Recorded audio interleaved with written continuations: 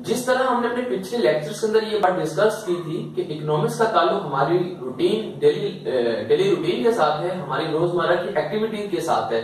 तो यही वजह है आज का जो टॉपिक हम आपके लिए लेकर आए हैं जिसका नाम है लॉ ऑफ डिमांड, इसका ताल्लुक भी आपकी रूटीन के साथ है। लॉ ऑफ डिमांड को इकोनॉमिक्स की बैकबोन कहा जाता है। इसकी रीढ़ की हड्डी की हैसियत इकोनॉमिक्स के अंदर हासिल। डिमांड को उर्दू में तलब कहते हैं। तलब का मतलब ये होता है कि आप किसी चीज को खरीदना चाह रहे हैं। तो डिमांड कब कहलाती है? तो याद रखें, डिमांड तब कहलाती है जब किसी चीज को खरीदने की आप में ख्वाहिश हो, नंबर 1। और नंबर 2, अगर आपके पास इतने पैसे भी मौजूद हो कि आप वो चीज खरीदना चाहें।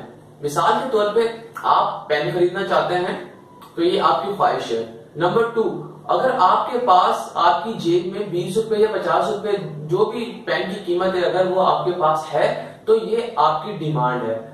अदरवाइज अगर इन दोनों में से कोई भी एक एलिमेंट मिस है, फॉर एग्जाम्पल आप कोई चीज खरीदना चाह रहे हैं, आप एक बर्गर खरीदना चाह रहे हैं, बर्गर खाने का दिल कर रहा है, आप बर्गर खरीदना चाह रहे हैं लेकिन आपकी जेब में पैसे नहीं है, तो ये सिर्फ आपकी डिजायर कहलाएगी, यानी कि ये सिर्फ आपकी। इस लॉ को समझने के लिए आपके पास सबसे पहले इसके एजम्पशंस होना जरूरी है, यानी कि मफरूजात आपके सामने होने जरूरी है। मफरूजात का मतलब यह है कि कुछ चीजें ऐसी हैं जिसमें कोई चेंजिंग ना हो।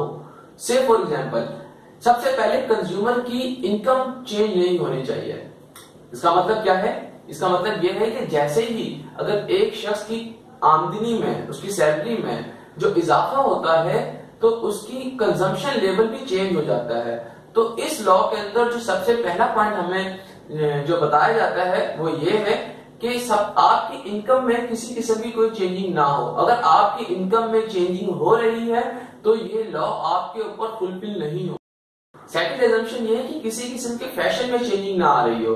अगर हम इर्द गिर्द देखें तो फैशन के चेंज होने से प्राइसेस चेंज हो जाती हैं। तो अगर फैशन चेंज होने से आपकी डिमांड में चेंजिंग आ रही है तो ये मफरूजा, ये लॉ आपके ऊपर फुलफिल नहीं होगा। थर्ड एजम्पशन इस तरह से कि आपके जो वेदर है वो चेंज ना हो रहा हो।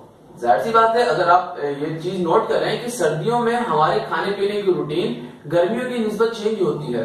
मिसाल के तौर पे गर्मियों में फिश के रेट कम होते हैं, क्यों? क्योंकि हम उसका इस्तेमाल कम करते हैं। लेकिन सर्दियों में फिश के रेट बढ़ जाते हैं, उसके बावजूद हम उसका इस्तेमाल भी कर रहे होते हैं क्योंकि वो उस वक्त की जरूरत होती है। यही वजह है कि आपका जो वेदर है वो इसकी थर्ड एजम्पशन कहलाती है, यानी कि वेदर में किसी किस्म की चेंजिंग ना हो रही हो। अगर वेदर चेंज हो रहा है उसकी वजह से आप किसी चीज का इस्तेमाल बढ़ा देते हैं या कम कर देते हैं।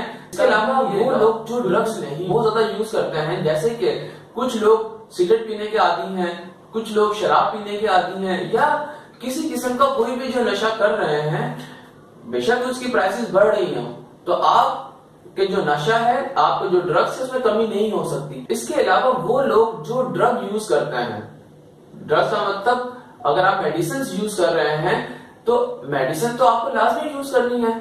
उसके मेडिसिन के रेट बढ़ने या कम होने से आपकी डिमांड चेंज नहीं होगी। यही वजह है कि ये लॉ उनके ऊपर भी फुलफिल नहीं आता। ये भी एजम्पशंस अभी हमने आपके सामने जो डिस्कस किए, इससे मुराद ये है कि जब तक इन पॉइंट्स पे अमल नहीं किया जाएगा ये लॉ फुलफिल नहीं हो सकता। इस लॉ को अमल में लाया ही नहीं जा सकता। तो अगर हम एक पॉइंट में ये बात देखें कि ये लॉ किनके ऊपर फुलफिल होगा, कौन इस पे ऊपर अमल कर सकता है, तो वो ये है कि ये एक नॉर्मल रूटीन के ऊपर फुलफिल होगा जहां पे किसी किस्म की कोई चेंजिंग ना आ रही हो, ना ही आपकी सैलरी में इजाफा हो रहा हो, ना ही वेदर चेंज हो रहा हो, ना ही फैशन चेंज हो रहा हो, ना ही आपका टेस्ट चेंज हो रहा हो, तभी ये लॉ आपके ऊपर फुलफिल होगा। इस लॉ को मजीद समझने के लिए सबसे पहले हम एक टेबल बनाएंगे, एक शेड्यूल बनाएंगे जिससे हम कुछ पॉइंट्स ड्राइव करेंगे और इसके बाद फिर हम एक डायग्राम की तरफ चलेंगे। सबसे पहले हम चलते हैं शेड्यूल की तरफ, टेबल की तरफ। जिस आपके सामने एक टेबल बना हुआ है जिसमें 2 कॉलम्स हैं। फर्स्ट कॉलम के अंदर हम किसी भी कमोडिटी की प्राइस ले लेते हैं एंड सेकंड कॉलम के अंदर हम उसकी कंजम्पशन ले लेते हैं इन केजीज के अंदर। जो एग्जाम्पल हम आज आपके लिए लेकर आए हैं तो इसके अंदर जो कमोडिटी या जो चीज हमारे पास मौजूद है वो है चिकन। तो हम चिकन की एग्जांपल लेते हैं। तो ये देखिए, सबसे पहले जब चिकन की प्राइस 100 रुपीज पर केजी थी, तो उसको इस्तेमाल जो इस इलाके के जो लोग कर रहे थे वो एक दिन के अंदर 1000 केजी यानी कि 1000 कंजम्पशन थी। फिर उसके बाद जब चिकन की प्राइस में इजाफा होना शुरू हुआ, जैसे ही चिकन की प्राइस में 50 रुपए केजी इजाफा हुआ और चिकन की प्राइस बढ़ के 150 रुपए केजी हो गई, तो उसकी जो कंजम्पशन थी, जो डिमांड थी, वो पहले से कम हो गई, यानी कि लोगों ने उसका इस्तेमाल पहले से कम कर दिया। फिर आगे चलते हैं, फिर 50 रुपए का और इजाफा हुआ और चिकन की प्राइस बढ़ के 200 पर केजी हो गई और उसकी जो कंजम्पशन है, उसकी जो डिमांड है वो कम होती गई और उसकी डिमांड 600 पर केजी हो गई। जिस तरह उसके इजाफा होता चला गया, उसी तरह उसकी डिमांड में कमी आती चली गई।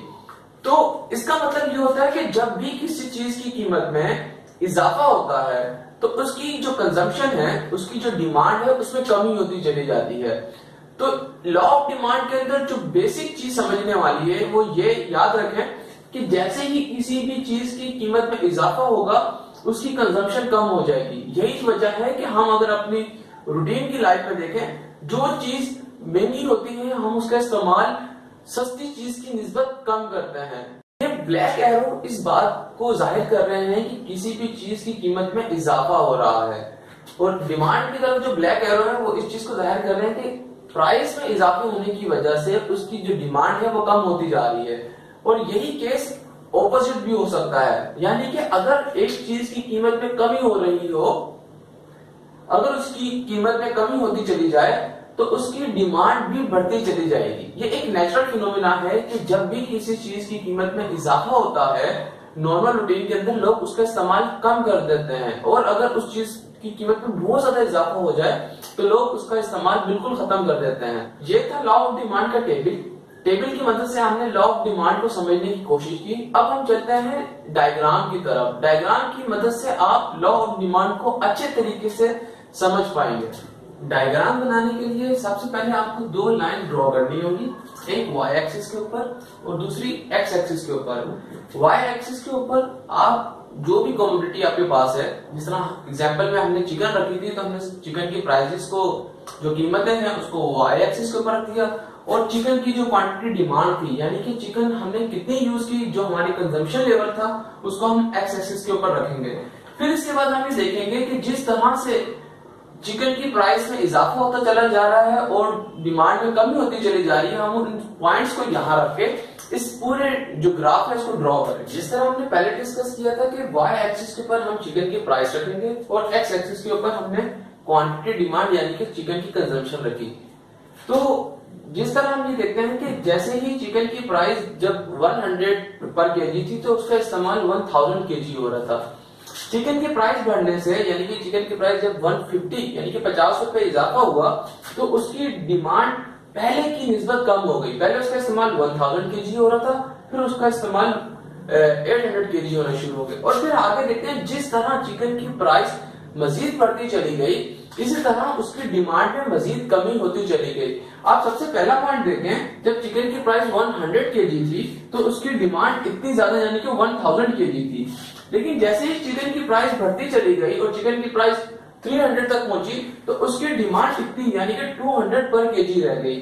तो इसके अंदर जो पॉइंट याद रखने वाला है वो ये है कि चिकन की प्राइस या किसी भी कमोडिटी की प्राइस के बढ़ने से किसी भी क्वांटिटी डिमांड के अंदर कमी वाकई होती है। यानी कि ये जो डायग्राम बनती है वो डाउनवर्ड स्लोप बनती है, यानी कि ऊपर से नीचे की तरफ। इसका मतलब यह है कि जब किसी चीज की कीमत में इजाफा होगा तो उसकी डिमांड पहले की निस्बत कम हो जाए। स्टूडेंट्स, ये था हमारा आज का लेक्चर लॉ ऑफ डिमांड के ऊपर। उम्मीद है आपको पसंद आएगा।